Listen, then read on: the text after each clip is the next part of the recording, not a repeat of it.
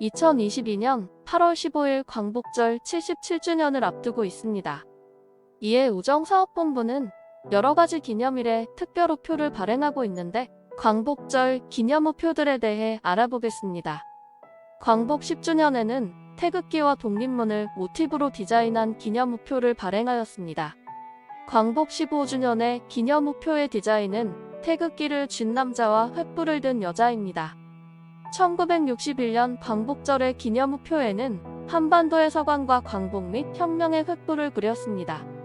광복 20주년 기념우표는 최신부에서 광복 20주년 기념과 함께 대한민국 앞날의 무궁한 발전을 염원하는 뜻에서 발행했다고 합니다.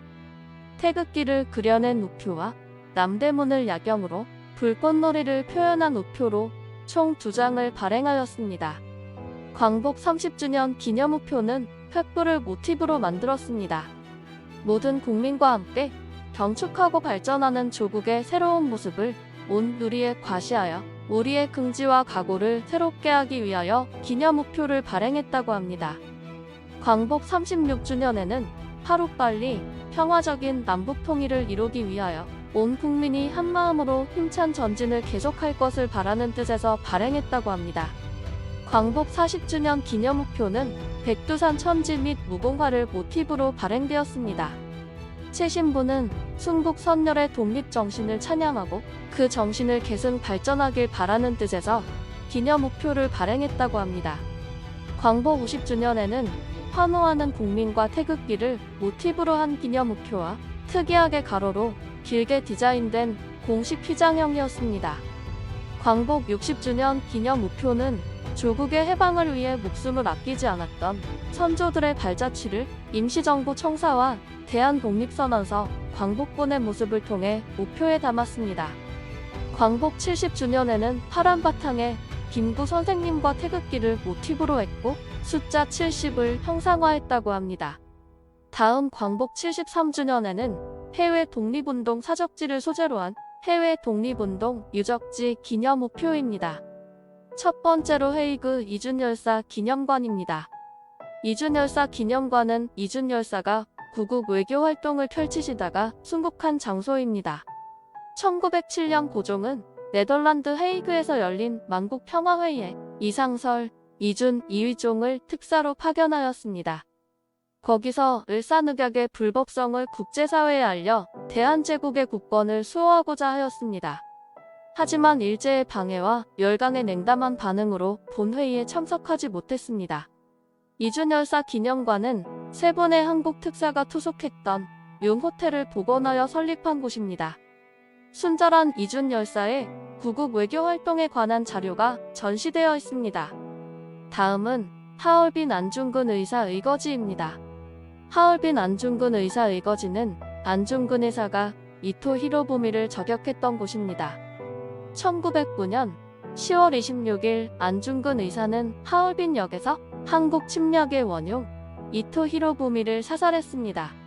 현재 이곳에는 안중근 의사가 권총을 발사한 지점과 이토 히로부미가 쓰러진 자리가 표시되어 있습니다.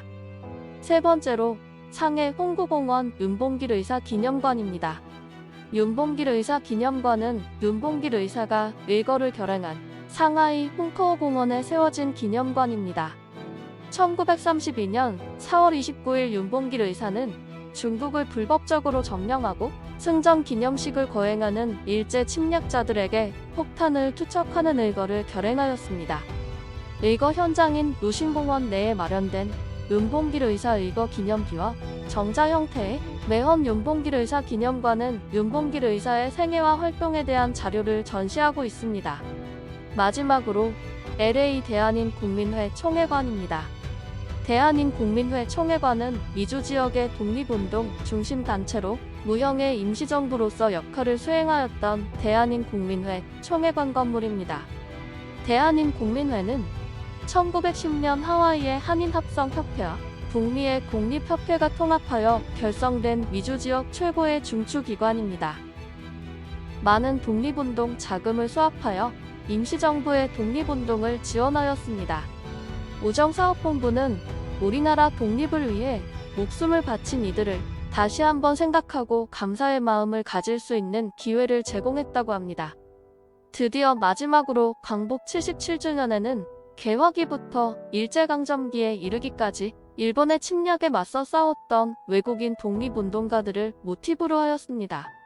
영국 출신 언론인 어니스트 베델과 미국인 호머 헐버트가 그 주인공입니다. 지금처럼 국가 간 이동이 자유롭지 않았던 그 시절 세계 곳곳을 다니며 우리나라의 독립을 도운 헐버트와 베델을 소개합니다. 먼저 미국인 호머 헐버트에 대해 알아보겠습니다. 1886년에 처음 한국에 들어와 최초의 근대식 공립학교인 유경공원의 교사로 활동한 호머 베잘렐 헐버트는 1891년에 우리나라 최초의 한글 교과서인 삼인필지를 저술했습니다. 한글을 표기할 때 띄어쓰기와 쉼표, 마침표를 도입한 주인공도 헐버트로 알려졌습니다. 그는 고종에게 건의하여 국문연구소를 개설했으며 현대 한글 정립에 엄청난 공을 세웠습니다. 헐버트는 이러한 공로를 인정받아 2014년 한글날 금관문화훈장을 받았습니다. 그리고 우리나라 최초의 한글 신문인 독립신문의 창간을 돕고 영문판의 편집 업무도 담당했습니다. 영문 잡지 한국평론을 발간해 일본을 규탄하고 을사늑약의 무효함을 국제사회에 알리려 노력했습니다. 헤이그 특사의 소문 주역이자 고종의 든든한 지원군이었던 헐버트는 고종에게 헤이그 특사 파견을 권하는 등 한국 국권 회복운동에 적극적으로 협력했습니다. 1905년에는 고종 황제의 밀사로 미국을 방문해 을사늑약이 무효임을 호소하고 헤이그 만국평화회의 특사로 한일 협약의 부당함과 일본의 침략주의를 규탄했습니다. 그리고 미국에서도 한국에 관한 글을 발표하며 3.1운동을 적극 지지하였습니다. 이후 한국의 국권 회복을 위해 38년을 투쟁한 헐버트는 1949년에 나는 웨스트민스터 사원보다 한국 땅에 묻히길 원하노라라는 유언에 따라 양화진 외국인 묘지에 안치되었습니다. 외국인 최초로 1950년에 건국훈장 독립장에 추서되어 대한민국의 독립에 끼친 공로를 인정받았습니다. 다음은 영국 출신 언론인 어니스트 베델에 대해 알아보겠습니다.